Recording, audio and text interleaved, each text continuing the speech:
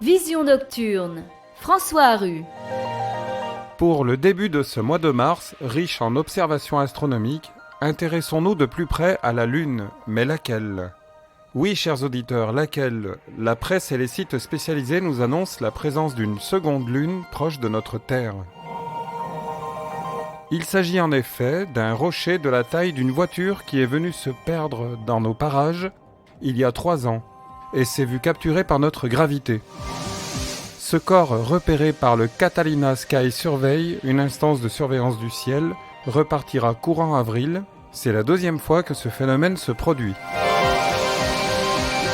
C'est ce type d'événement qui aurait pu inspirer Arthur C. Clarke pour son célèbre roman « Rendez-vous avec Rama ». Je vous le suggère particulièrement. Pour en revenir à notre bon vieux satellite naturel, ce lundi 9 mars est marqué par une pleine lune un peu inhabituelle. Notre astre des nuits est à son périgée, le point le plus proche de son orbite qui est aplati. Son diamètre apparent sera 12% plus gros. La lune nous paraîtra plus lumineuse également. Visible toute la nuit, je vous conseille de la regarder après 22 heures afin de profiter de sa lumière et de ne pas vous retrouver piégé par la célèbre illusion d'optique. Lorsqu'elle est proche de l'horizon, elle paraît beaucoup plus grosse car comparée avec quelque chose sur le paysage.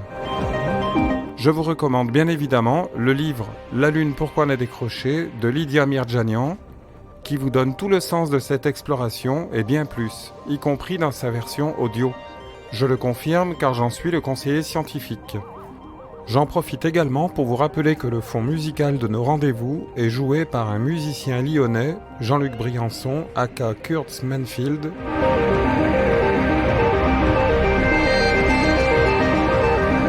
Par ses albums, il offre une seconde vie à la Berlin School, mouvement de musique cosmique issu de l'Allemagne des années 60.